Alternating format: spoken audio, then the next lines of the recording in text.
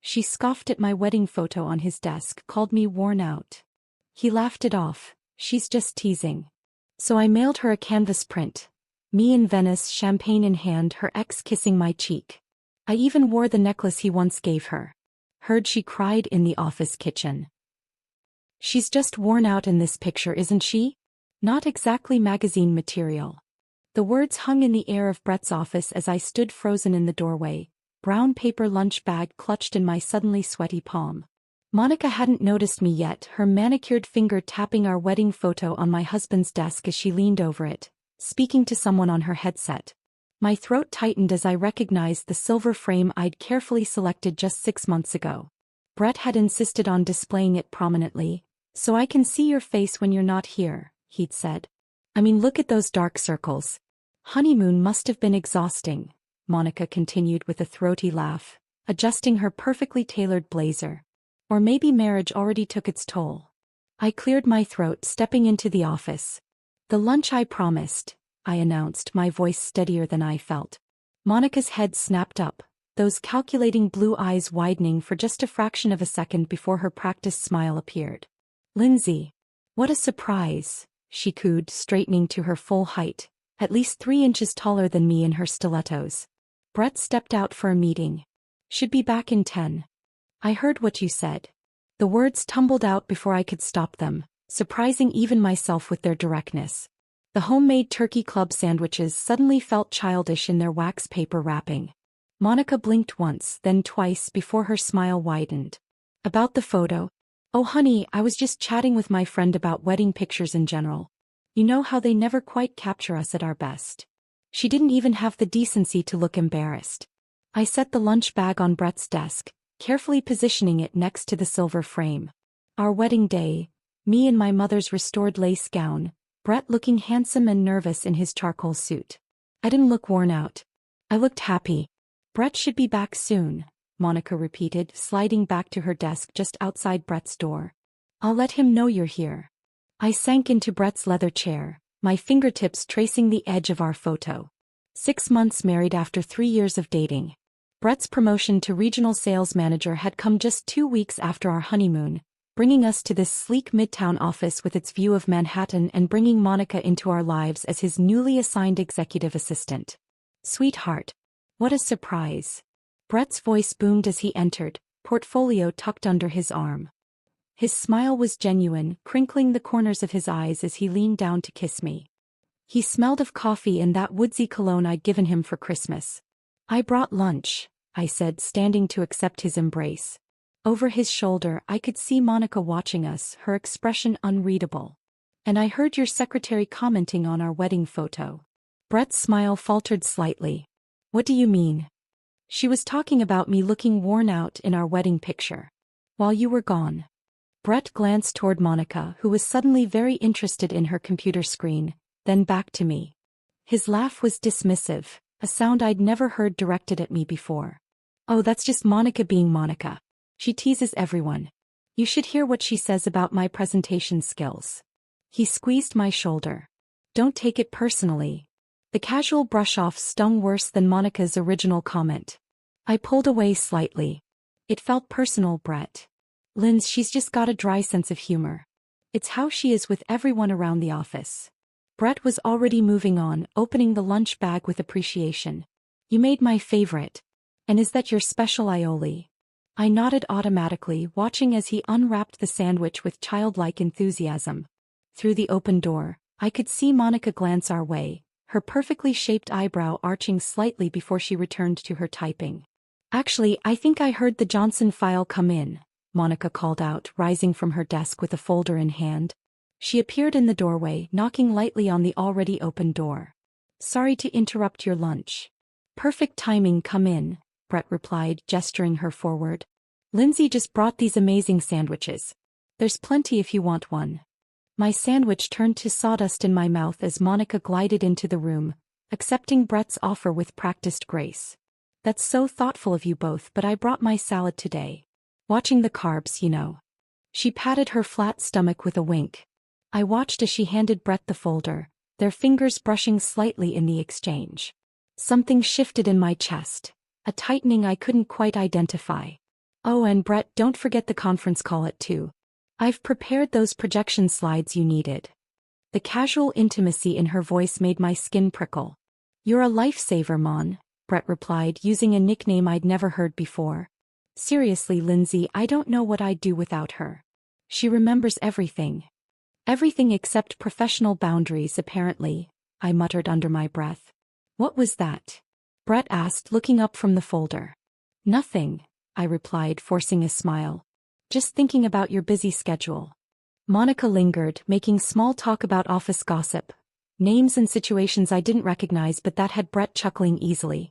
I noted how she leaned against his desk, how her laughter came quick and musical at his jokes, how she seemed to have carved out a space in his daily life that I knew nothing about. When she finally left, closing the door with a gentle click, the office felt different. The photo on Brett's desk suddenly seemed like a relic from another time rather than a 6-month-old memory.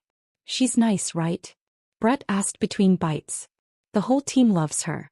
She's already organized the office happy hour and a charity run. She made fun of our wedding photo, Brett. She called me worn out while you weren't here. Brett sighed, setting down his sandwich. Honey, I'm sure it wasn't like that. Monica is professional. She wouldn't. I heard her, Brett. I was standing right there. He reached for my hand across the desk. Then it was just a bad joke. She doesn't mean anything by it. The drive home that evening was suffocating in its silence. Brett had kissed me goodbye at his office, promising to be home for dinner, but all I could think about was the easy way he'd dismissed my concerns. The traffic crawled along the FDR drive, giving me ample time to replay the afternoon in my mind. Was I overreacting? Maybe Monica's comment was just thoughtless office banter. But the way Brett had refused to acknowledge it bothered me more than her original words. It was as if my feelings didn't matter when weighed against workplace harmony, or worse, against Monica's feelings. I gripped the steering wheel tighter as a taxi cut me off, forcing me to brake suddenly. The photo in the silver frame flashed in my memory, along with Monica's perfectly manicured finger tapping my face. Worn out, she had said with such casual cruelty. The setting sun glinted off the East River as I inched toward our apartment in Queens, my mind churning with questions I couldn't quite form and suspicions I didn't want to face. Something had shifted today, something I couldn't quite name but could definitely feel. And as I finally pulled into our building's parking garage, I realized the heaviness in my chest wasn't just hurt. It was resolve.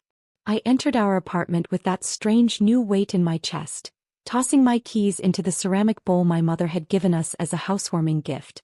Our 2-bedroom in Astoria wasn't much, but we'd made it ours. The mismatched furniture from our single days blending with wedding gifts and weekend flea market finds. The normalcy of it all. The stack of mail on the counter, Brett's running shoes by the door, my half-finished painting on the easel by the window, made the afternoon's events feel even more surreal. The kitchen clock read 6:30. Brett wouldn't be home for at least an hour. I opened the refrigerator, staring blankly at its contents before shutting it again without taking anything. My appetite had vanished somewhere between Brett's office and home. Instead, I poured myself a glass of wine, the Cabernet we'd discovered at that little vineyard upstate last fall. Back when things felt simpler. Before promotions and Monica. She's just teasing, Brett had said. So easily. So dismissively. I settled onto our worn leather couch, tucking my feet beneath me as I replayed the scene. The way Monica's eyes had flicked over me, assessing and dismissing in the same glance. The way Brett had failed to see what was happening right in front of him. Or maybe he had seen it and simply didn't care. My phone buzzed with a text from Brett. Wrapping up here. Home by 7:30. Love you. I typed back a quick, okay, without the customary heart emoji, then immediately felt childish for the petty omission. But the wound still felt raw, not just Monica's words, but Brett's casual betrayal in refusing to validate my feelings. When Brett arrived home at 7:45, I'd already set the table and reheated yesterday's lasagna. He greeted me with his usual kiss, dropping his briefcase by the door and loosening his tie. Something smells good, he said, washing his hands at the kitchen sink. Sorry I'm late. The Johnson deal needed some last-minute tweaks. I nodded, spooning lasagna onto plates. Did Monica help with that? Brett paused briefly before turning off the faucet. Yeah, actually. She stayed late to finalize the presentation. He dried his hands on the kitchen towel. She's really great at spotting errors I miss. I'm sure she is, I murmured, setting the plates on the table with more force than necessary. Brett sighed, taking his seat. Are you still upset about today? It was just a joke, Lindsay. A joke at my expense. About our wedding photo. I remained standing, my hands pressed flat against the cool tabletop. And you laughed it off like it was nothing. Because it was nothing, Brett insisted, his voice rising slightly. You're making this into something it's not. Monica was just being playful. It's how people talk at the office. People at your office regularly insult their coworkers' spouses? Brett stabbed at his lasagna. Come on, that's not fair. You're being way too sensitive about this. Too sensitive? The words hit like a slap. Your secretary insulted me to my face, Brett. And instead of defending me, you sided with her. I didn't side with anyone. There were no sides to take because there was no real issue. Brett's fork clattered against his plate. This is exactly why I don't tell you about work stuff. You blow everything out of proportion. That was new. What else haven't you told me? Brett's expression shifted from frustration to wariness. That's not what I meant. Isn't it? I finally sat down, more to steady myself than anything else. What other jokes about me am I too sensitive to hear? None. Jesus, Lindsay. Brett ran a hand through his hair, a nervous habit he'd had since college. Can we please just eat dinner like normal people? Normal people. As if I were the one being irrational. We ate in tense silence for several minutes. I picked at my food while Brett devoured his, apparently unaffected by the argument. That's when I noticed his phone, face up on the table beside his water glass, screen lighting up every few minutes with notifications. Each time his eyes would dart to it, fingers twitching slightly before he'd resume eating. Popular tonight, I observed, nodding toward the device. Just work emails, Brett replied too quickly. He flipped the phone face down, but not before I caught a glimpse of the notification banner. Not Outlook, but a text message. My stomach knotted. On a Tuesday night after hours? The Johnson deal, remember? Brett reached for his water, avoiding my gaze. We're presenting tomorrow. Another notification. Brett's fingers drummed against the table, but he didn't touch the phone. You can check it, I said quietly. Seems important. Brett hesitated before flipping the phone over, tapping out a quick response with his thumb.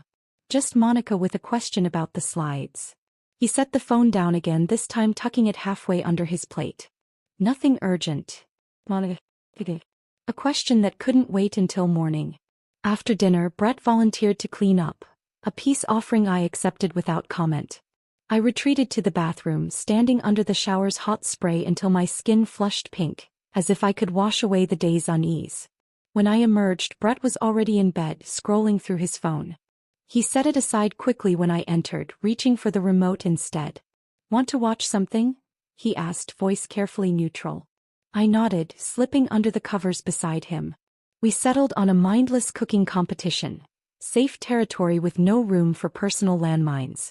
Brett's arm came around my shoulders. A familiar weight that should have comforted me but now felt like a performance of normalcy. Sleep eluded me long after Brett's breathing had deepened into soft snores. His phone sat charging on his nightstand, its presence somehow accusing in the darkness. I stared at the ceiling, cataloging the day's red flags like counting sheep. Monica's comment, Brett's dismissal, the secretive texts, his defensiveness at dinner. Was I truly being oversensitive? 6 months ago, I'd walked down the aisle certain of Brett's love, of our future together. Now doubt crept in like rising floodwater, seeping into every crack in our foundation. Around 3 a.m. Brett's phone buzzed again. A single vibration, screen briefly illuminating the wall before going dark. A late-night text that couldn't wait until morning. My fingers itched to reach across him, to confirm or dispel my suspicions with a single glance. But something held me back. Not just the risk of waking him, but a deeper instinct warning me against learning a truth I wasn't prepared to face. Instead, I carefully slid out of bed and padded to the kitchen. Our wedding album sat on the bookshelf beside cookbooks we rarely used. I pulled it down, settling onto the sofa to page through memories still fresh enough to sting. Brett's face as I walked down the aisle, our first dance, cake smeared on noses, goodbye hugs as we left for our honeymoon. In none of those photos did I look worn out. I looked radiant, hopeful, in love. What had changed in 6 months? The promotion, yes. The new office. Monica. But something else had shifted too. Something in Brett or in me or in the space between us. Dawn found me still on the couch, the album closed on my lap. A decision crystallizing in my mind. Direct confrontation wouldn't work. Brett had already shown he would dismiss my concerns, paint me as irrational. Demanding answers would only push him further away, make him more secretive. No, this required a different approach. If Monica wanted to play games, I could play too, but with my own rules. I wouldn't confront Brett about his texts, his defensiveness, his secrets. Not yet. First, I needed to understand exactly what I was dealing with. And then I would respond in a way neither Brett nor Monica would see coming. As the first rays of sunlight filtered through our blinds, I returned the album to its shelf and began making coffee, a plan already taking shape in my mind.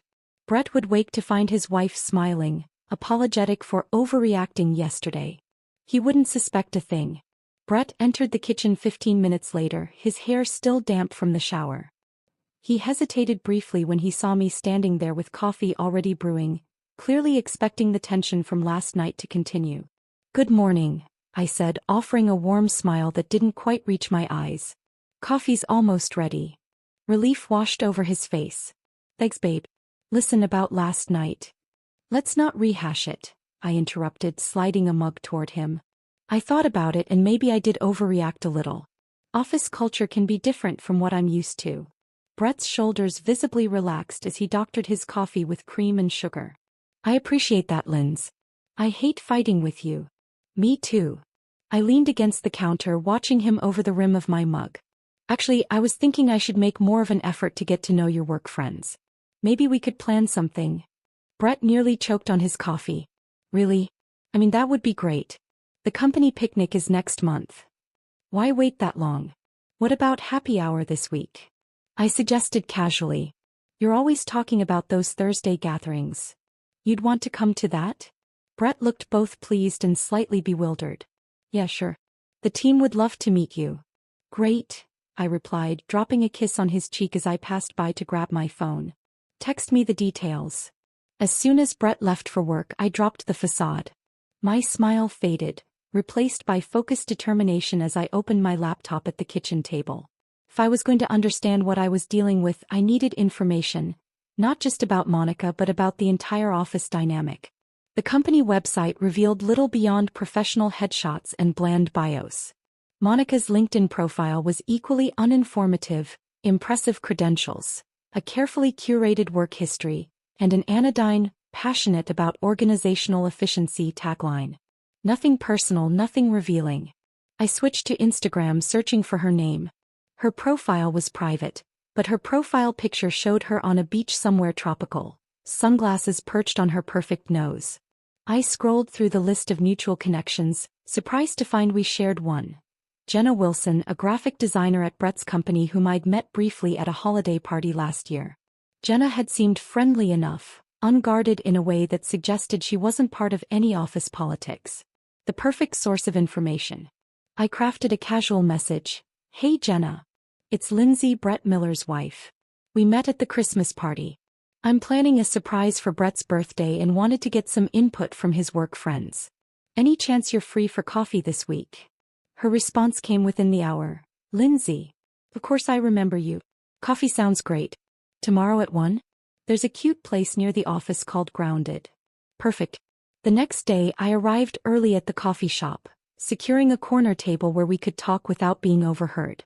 Jenna breezed in 5 minutes late, apologizing as she unwound a colorful scarf from her neck. "Sorry. Design meeting ran long. You look great, by the way." She settled into the chair across from me, ordering a chai latte when the server approached. "Thanks for meeting me," I said after we'd exchanged pleasantries. "Brett's so private about work stuff, I sometimes feel like I'm missing half his life." Jenna laughed, a genuine sound that put me at ease. "Brett's one of the good ones. Keeps his head down, does great work. Not like some of the office drama queens." I raised an eyebrow, seizing the opening. "Drama? That sounds intriguing." "Oh, you know how offices are. The marketing floor is basically a reality show." She stirred her chai, contemplative. "Though it's been quieter since the whole Travis Monica blow-up." My pulse quickened. Travis Monica. Oh God, you don't know? I thought everyone knew. Jenna leaned forward, lowering her voice. Monica, Brett's assistant? He was dating this guy Travis for like 5 years. College sweethearts, the whole fairy tale. Then boom, he dumps her out of nowhere 2 months ago. Right before they were supposed to move in together. I feigned surprise. That's awful. Was there someone else? Jenna shook her head. That's the thing, by all accounts Travis is a decent guy. Said he just wasn't ready for the next step. Monica took it hard. Like really hard. Started showing up to work looking like she hadn't slept, took sick days. Then suddenly she's back, all perfect outfits and flirting with every guy in the office. Including married ones? I asked, trying to keep my tone casual. Jenna's eyes widened slightly. You've noticed too? I mean, I don't want to gossip, but... She hesitated. Let's just say you're not the only wife who's had concerns. Monica seems to have this thing for unavailable men now. Like she's proving something to herself. Or to Travis, I thought. Does she still talk about him? Travis. I sipped my coffee, watching Jenna carefully. Not directly. But she still wears that necklace he gave her. Silver pendant thing with a little moonstone. Never takes it off. And Melissa from accounting said she saw Monica scrolling through his Instagram during lunch last week. Jenna checked her phone. Speaking of lunch, I should head back soon. Just one more question, I said, my mind racing. This Travis, do you know what he does? Where he works? Jenna looked puzzled by my interest but answered readily. He's a photographer, I think. Does commercial work, corporate headshots, that kind of thing. Actually, she brightened, he did our company headshots last year. That's how they met. I walked Jenna back toward her office, grateful for the frigid January air that explained the flush in my cheeks. We parted with promises to meet again soon, her none the wiser about my true interests. Back home, armed with a name and profession, I began my search in earnest. Travis Bennett's photography website appeared immediately in my search results. A sleek, professional showcase of his work. Corporate events, product photography, headshots of smiling professionals. And under personal projects, a series of intimate portraits. All women, all beautiful, all captured with a gaze that felt almost loving. One, dated about 7 months ago, showed Monica on a park bench, laughing at something off camera, that silver pendant gleaming at her throat. I found his contact form, my finger hovering over the keyboard as I considered my approach. Too eager and I'd raise suspicions. Too vague and he might ignore me altogether. Finally, I typed, I'm looking for a photographer for a personal project. Something that captures a more intimate, authentic portrait than standard headshots. Your work with natural lighting particularly impressed me. I'd love to discuss rates and availability. Short, professional, innocuous. I signed it Lindsay Miller, not hiding my identity but not broadcasting my connection to Monica either. Then I clicked send before I could second-guess myself. His response arrived that evening while Brett was in the shower. Thanks for reaching out, Lindsay. I'd be happy to discuss your project. My schedule is fairly open next week. Would you prefer to talk by phone or over coffee?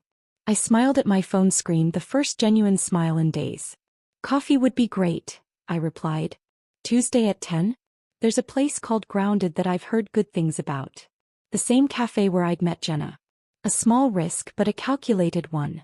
If anyone saw us, it would appear to be nothing more than a business meeting. And somehow, it felt fitting to begin this new phase in the very place where I'd discovered Monica's weakness. Travis confirmed our meeting with a brief, "See you then." I closed my laptop and joined Brett in bed, maintaining my facade of reconciliation as I curled against him. He pulled me close, murmuring something about being glad we were past that office misunderstanding. I made an agreeable sound, already mapping out my next steps as Brett drifted to sleep beside me. Monica had aimed for a tender spot, my marriage, my very identity as Brett's wife. Now I knew exactly where to aim in return. The silver pendant. The ex-boyfriend. The broken heart she was trying to hide beneath her perfect exterior. Thursday's happy hour couldn't come soon enough. Thursday's office happy hour proved even more illuminating than I'd expected. Brett introduced me around with obvious pride, his arm draped possessively across my shoulders. I dressed with calculated precision. A silk blouse that highlighted the features I knew were my best, paired with jeans that drew appreciative glances. Nothing too obvious, nothing that screamed marking my territory, but enough to remind everyone, especially Monica, that I wasn't the worn-out wife in the wedding photo. Monica's smile tightened when she saw me, her eyes flicking between Brett and me as we approached the high-top table where she stood with several colleagues. "Monica," I greeted her warmly, extending my hand. "So nice to see you again under better circumstances." Her handshake was firm, professional. "Lindsay, I didn't realize you'd be joining us tonight." "Last-minute decision," I replied, keeping my tone light. "I've been so curious about Brett's work family." Throughout the evening I observed her. The way she laughed too loudly at the male colleagues' jokes. The way her hand lingered on Brett's arm when she asked him about a report. And most tellingly, the way her fingers absently traced the silver pendant around her neck whenever the conversation lulled. When I excused myself to the restroom, I wasn't surprised when Jenna followed moments later. "So, thoughts?" she asked as she reapplied her lipstick beside me. "About." I played innocent, touching up my own makeup. "Monica." Jenna lowered her voice. "I saw how she was with Brett. I'm sorry I didn't warn you more specifically." I shrugged, snapping my compact closed. "Brett's oblivious. Men usually are." "That's generous of you." Jenna studied me in the mirror. "Most wives would be furious." "Who says I'm not?" I smiled, a complicated expression that made Jenna raise her eyebrows. "I've just learned there are more effective responses than obvious anger." By Tuesday morning I'd developed a clear strategy. Meeting Travis at Grounded, I'd selected a table in the corner, visible enough to appear innocent, private enough for real conversation.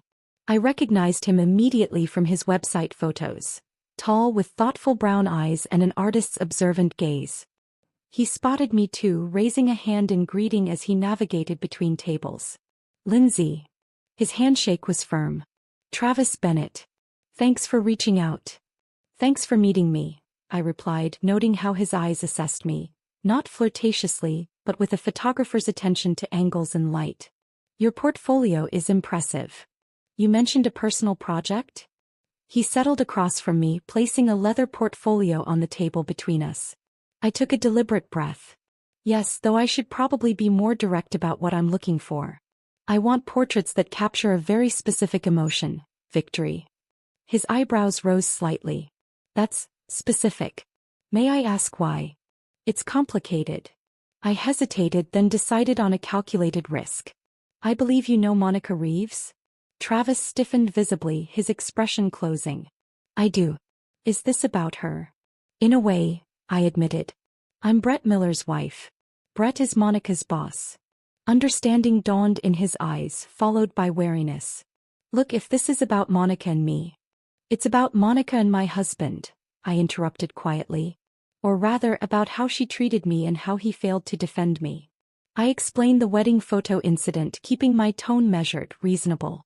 Travis listened without interruption, his photographer's eyes never leaving my face. When I finished, he sat back. "That sounds like Monica. Especially lately." "Lately?" He sighed, turning his coffee cup in slow circles. "After we broke up, he changed. Started pursuing unavailable men, flaunting it on social media where she knew I'd see. It wasn't like her. Or at least not like the woman I thought I knew." "Why did you end it?" I asked, genuinely curious. "Because I realized she wanted a prop more than a partner." His honesty surprised me. Someone successful enough to show off, attentive enough to validate her, but not independent enough to challenge her narrative. When I stopped playing along, things unraveled quickly. I nodded, understanding more than he knew. "And the necklace she still wears?" A shadow crossed his face. "A moonstone pendant. My last gift to her, for our 5-year anniversary, 3 weeks before I ended things. I didn't realize she still wore it." "Every day," I confirmed. "It seems to mean something to her." Travis was quiet for a moment.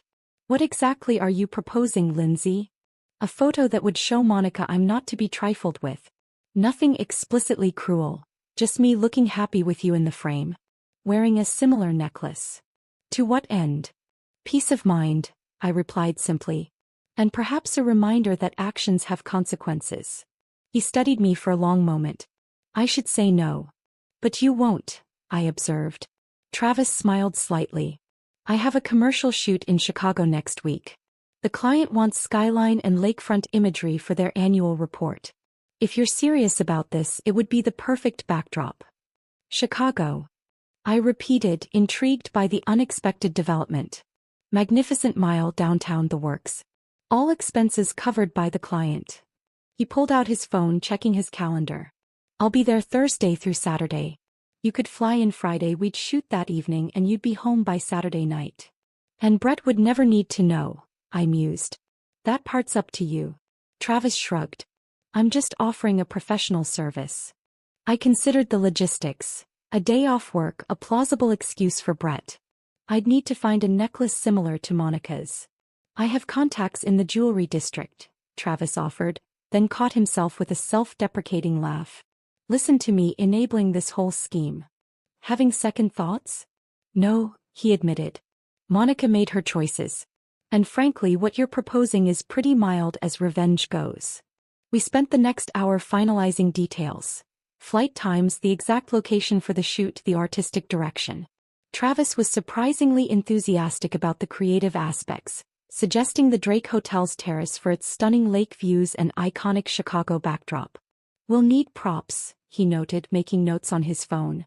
Champagne definitely. Elegant but relaxed attire. And that necklace. The moonstone should catch the evening light perfectly. I found myself smiling genuinely for the first time in days. You're really getting into this. Professional pride, he replied with a wink. Even revenge photos should be technically excellent. 3 days later, a small package arrived from a Chicago jeweler. A silver pendant nearly identical to Monica's, but with subtle differences only its original owner would notice. I tucked it away in my jewelry box, heart racing with anticipation. Friday arrived with perfect spring weather.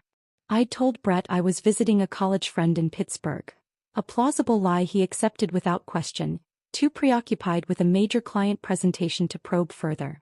The flight to Chicago was quick, just under 2 hours, giving me time to check into the Drake and prepare for the evening shoot. Travis met me in the lobby at 6, equipment cases in hand. Perfect timing. The light will be golden in about 40 minutes. His eyes fell to the pendant around my neck. That's uncanny. Your jeweler friend has excellent taste, I replied, touching the stone self-consciously. The hotel's terrace was everything Travis had promised. Elegant, with breathtaking views of Lake Michigan stretching to the horizon. A small table had been set with champagne and 2 glasses, the evening sun casting everything in a warm, flattering glow. Stand here, Travis directed, positioning me against the stone balustrade. Now lift your glass slightly. Perfect. For the next hour we worked through various poses. Some casual, some more deliberate. Travis was professional throughout, guiding me with clear instructions while explaining his artistic choices. Now for the money shot, he said finally, setting his camera on a tripod. I'll set the timer, join you in the frame, and the camera will capture the moment. Ready? I nodded, heart pounding as he programmed the timer and moved quickly to stand beside me. His arm slipped naturally around my waist, his other hand raising his champagne glass to mine. 3, 2, 1, he counted down. Then just as the shutter clicked, he leaned in and pressed his lips gently to my cheek. The intimacy of the moment caught me off guard. Not just the kiss but the entire charade we'd constructed. For a brief second, I wondered if I'd crossed a line I couldn't uncross. Got it, Travis said, stepping away to check the camera's display. Come see. The image on the small screen took my breath away. We looked like lovers, relaxed, intimate, celebratory. The pendant gleamed at my throat, catching the golden light exactly as Travis had predicted. My smile looked genuine, my eyes bright with excitement rather than calculation. It's perfect, I whispered. Travis nodded, his expression unreadable. It tells exactly the story you wanted to tell. As we packed up the equipment, our conversation turned reflective. Do you think this will actually change anything? Travis asked. Maybe not, I admitted. But it will let Monica know I'm not a passive target. And it might make Brett realize there are consequences to dismissing me. Fair enough. Travis hesitated. For what it's worth, I think Brett's an idiot for not appreciating what he has. I smiled, touched by the unexpected compliment. And Monica? Monica is fighting her own demons, Travis said quietly. That doesn't excuse her behavior, but it might explain it. We parted in the hotel lobby, our mission accomplished. As I watched him walk away, camera cases in hand, I felt a strange mix of emotions. Satisfaction at a plan well executed, lingering doubts about its moral implications, and a surprising regret that our unusual collaboration was ending. Back in my room, I studied the digital images Travis had sent to my phone.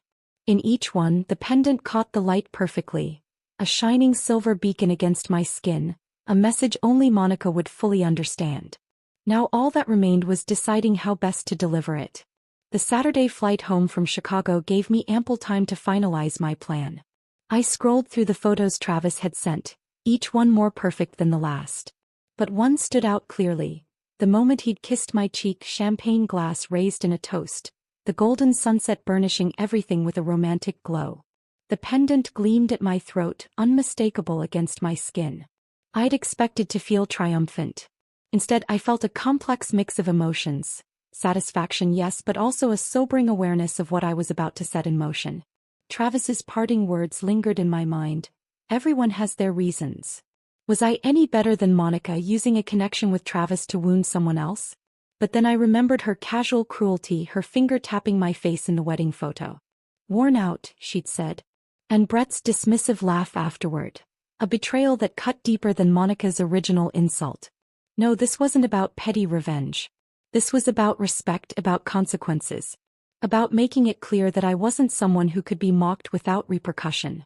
Brett was waiting when I arrived home, eager to hear about my fictional weekend with my college friend.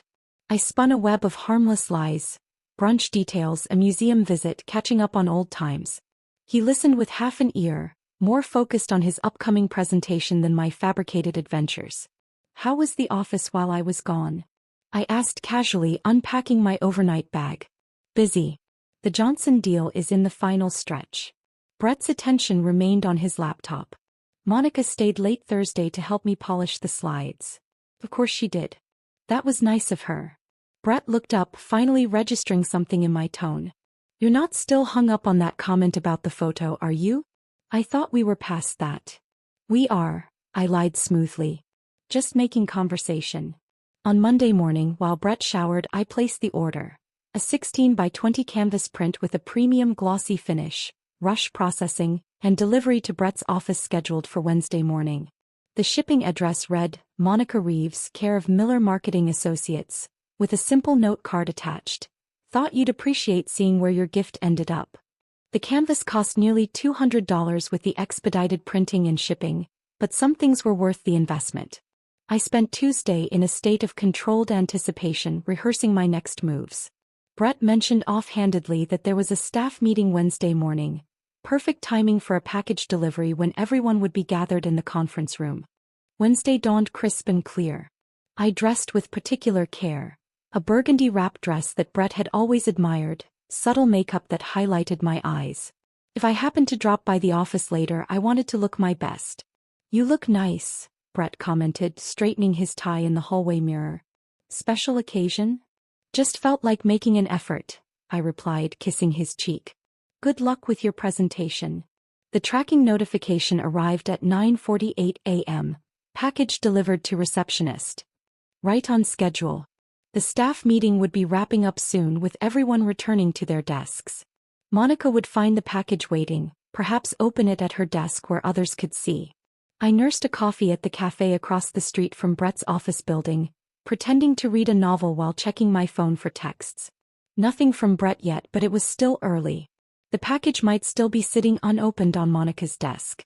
At 10:30, unable to contain my curiosity any longer, I gathered my things and crossed the street. The security guard recognized me, waving me through to the elevators without asking me to sign in. Advantage of being the boss's wife. The marketing department occupied half of the 12th floor, an open plan of desks surrounding Brett's glass-walled office. I stepped off the elevator, immediately scanning for Monica's desk. She wasn't there. But the canvas was. Propped against her computer monitor for all to see, the glossy surface catching the fluorescent lighting. From across the room, I could make out Travis's arm around my waist, my champagne glass raised in celebration, his lips against my cheek. And at my throat, the pendant catching the golden Chicago sunset. Several employees glanced my way as I entered, their expressions ranging from curiosity to poorly concealed amusement. Jenna spotted me from her desk, her eyes widening before she hurried over. "Lindsay, I didn't know you were coming in today." Her voice was pitched low, urgent. "Did you see what? The canvas?" "Yes." I kept my tone casual. "Where's Monica?" Jenna glanced toward the break room. "In the kitchen. She's upset." "And Brett?" "In his office. He saw the photo when everyone was looking at it. He's been in there with the door closed since Monica ran off." I nodded, feeling strangely calm.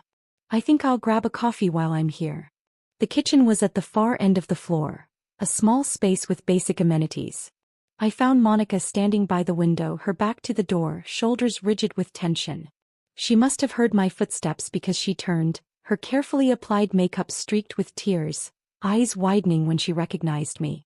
"You," she said, the single word loaded with accusation. "Me," I agreed, moving to the coffee machine. "Rough morning." "How could you?" Her voice trembled. "You had no right to." "To what? Have coffee with a photographer? Visit Chicago?" I kept my tone innocently conversational as I selected a pod for the machine. "Or was there something specific that bothered you?" Monica's fingers went instinctively to her throat, to the pendant that matched the one I'd worn in the photo. "You did this deliberately. To hurt me." I met her gaze directly. "The way you deliberately hurt me when you mocked my wedding photo? When you called me worn out, and laughed about it with my husband? That was different. It was just office talk. And mine was just a vacation photo." I shrugged, taking my coffee. "Interesting how something so casual can still sting, isn't it?" Monica's face crumpled slightly, her polished facade giving way to genuine hurt. "You don't understand what you've done. Travis and I broke up months ago," I finished for her. "According to him, it was because you wanted a prop more than a partner." Sound familiar? The color drained from her face. "He said that. Among other things." I sipped my coffee. "You know what's funny? Neither Travis nor I intended this to be cruel. We just wanted you to understand that actions have consequences. That people aren't pawns in whatever game you're playing." Monica stared at me, speechless for perhaps the first time since I'd met her. "Lindsay." Brett's voice from the doorway startled us both. He stood there, tie loosened, expression unreadable as he looked between us. "Can I see you in my office?" I nodded, setting down my coffee cup. "Of course." As I passed Monica, I paused. "For what it's worth, he kept all your photos. The ones from his personal projects gallery. He still cares what happened to you." The walk to Brett's office felt longer than it should have, colleagues pretending not to watch as we passed. Brett closed the door behind us, the glass walls suddenly feeling very transparent as he turned to face me. "The photo?" he asked, gesturing to a copy of the canvas he'd placed on his desk. "Want to explain?" "Not particularly," I replied, suddenly tired of explanations and justifications. "Do you want to explain why you laughed when your secretary insulted me to my face?" Brett flinched. "That's not the same thing. Isn't it? Both involved publicly embarrassing your spouse." "I didn't publicly embarrass." He stopped, reconsidering. "Okay, maybe I did. But this? A revenge photo with her ex-boyfriend? The necklace? That's calculated, Lindsay. That's cold." "Yes," I agreed simply. "It was." Brett stared at me as if seeing me for the first time. "I didn't think you were capable of something like this." "That's the problem, isn't it? You didn't think about me at all." I moved toward the door. "The question isn't whether I was right to send that photo, Brett. It's why I felt I needed to in the first place." I left him standing by his desk, the glossy canvas between us like a declaration. As I passed Monica's empty desk, I noticed she'd turned the photo face down, hiding Travis's kiss and my triumphant smile from curious eyes. But it was too late. The message had already been delivered, the damage already done. To Monica's carefully constructed image. To Brett's comfortable obliviousness. Perhaps even to my own sense of who I was and what I was capable of. The canvas had spoken volumes. Now we would all have to live with what it had revealed. If this story of sweet revenge had you on the edge of your seat, smash that like button right now. My favorite part was when Lindsay wore Monica's necklace in that perfect photo with Travis. What was your favorite moment? Was it when Monica called Lindsay worn out? Or when Brett dismissed his wife's feelings? Maybe it was the tearful kitchen confrontation at the office? Drop it in the comments below. Don't miss more thrilling stories like this. Subscribe and hit that notification bell so you never miss an upload.